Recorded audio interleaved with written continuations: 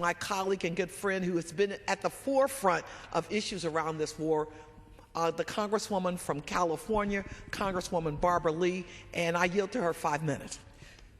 Thank you very much. Thank you, Mr. Speaker. First, I would like to thank the gentlelady from Ohio, who is the chair of our House Ethics Committee, for yielding and for her tremendous leadership on so many issues and for her consistent, and I mean consistent, opposition to this war from day one. Also, I'd like to thank the chair of our Congressional Black Caucus, Congresswoman Carolyn Kilpatrick, for your outstanding leadership, and also for your commitment in changing the President's failed policy on Iraq and for making sure that the Congressional Black Caucus speaks in one voice. Thank you, Congresswoman Kilpatrick. Let me also salute all of our colleagues from the Congressional Black Caucus who have opposed this war from the start, including Congresswoman Maxine Waters, who actually boldly started the Out of Iraq caucus. If our voices had been listened to, we would not have embarked upon this unnecessary, immoral war. I once again stand here as the daughter of a 25-year veteran who fought in 2 wars. It is past time to end this war. Mr. Speaker, last week, the President once again took to the airwaves to make his case for the same old stay-the-course strategy.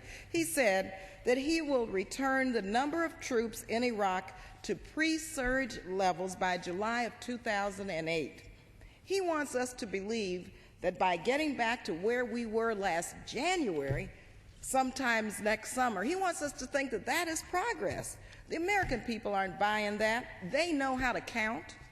It's the same song and dance from the people who told us that there were weapons of mass destruction, who assured us that we would be greeted as liberators, who declared mission impossible, accomplished, and who said, really, it was mission impossible, but he declared mission accomplished, and who said we were turning the corner and that the insurgency was in its last throes.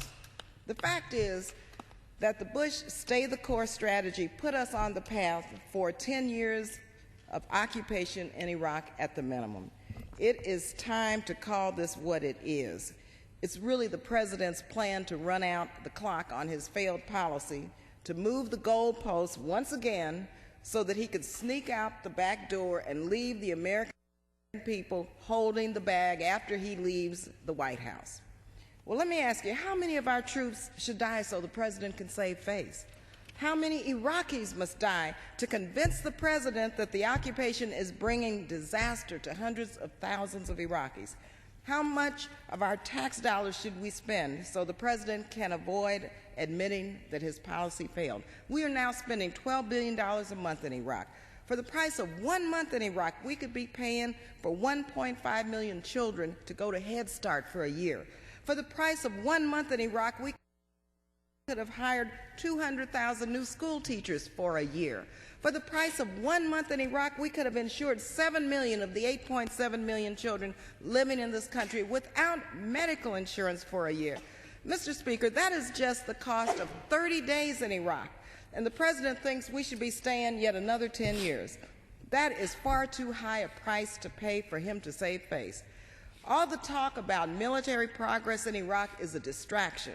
It's a smokescreen that only serves to obscure the basic fundamental fact that there is no military solution to the situation in Iraq. Our brave troops are trapped in a civil war and an occupation. Our continued presence there is not only challenging our military, it is undermining our national security and our efforts to fight international terrorism.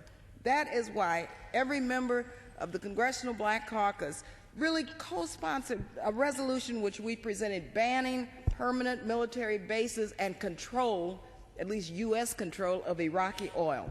This resolution passed this body on a very large bipartisan vote, and in fact it sent a strong message that we do not intend to occupy Iraq. At least this House doesn't intend to have that as our policy.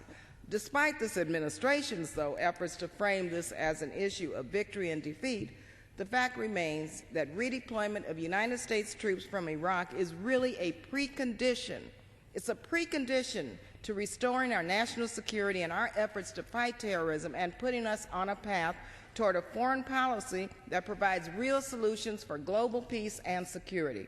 Redeployment is a precondition for engaging Iraq's neighbors and the international community in a regional stability plan.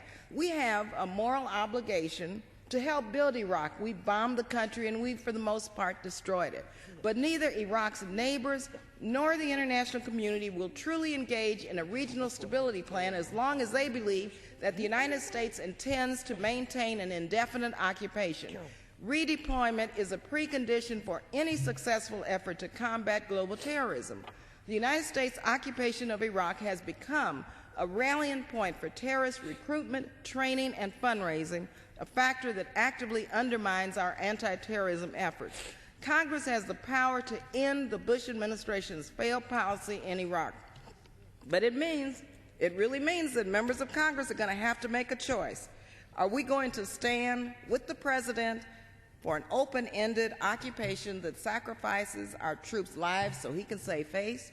Or are we going to act to bring this disastrous policy to a conclusion? The choice is simple. Congress should not provide another dime, not another dime for the President's failed policy. We should provide the money necessary to fully fund the safe, timely, and responsible redeployment of troops and contractors from Iraq. And let me tell you, the American people support this. In closing, Mr. Speaker, let me remind you that members of the Congressional Black Caucus saw this disaster coming and tried to stop it. If you recall, we had an amendment when the authorization to use force came before this body. It was my amendment that would have allowed the United Nations inspectors to complete their inspection process for weapons of mass destruction. Congress then, however, voted to go to war.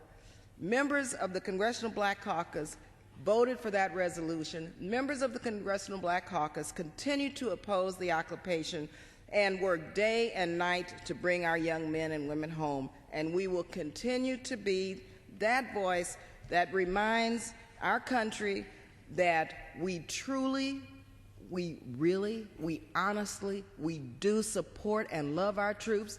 And the best way that we can demonstrate that, the only way that we can demonstrate that, is by bringing them home and making sure that they have their economic security, their health care, and their mental health care, and the resources they need to take their lives back. Thank you, Congresswoman Kilpatrick, for your leadership and for calling us together tonight. Thank you, Congresswoman Stephanie Tubbs-Jones, for pulling us together and making sure we all stay on time, and for your leadership on so many issues. Thank you, Congresswoman Barbara Lee.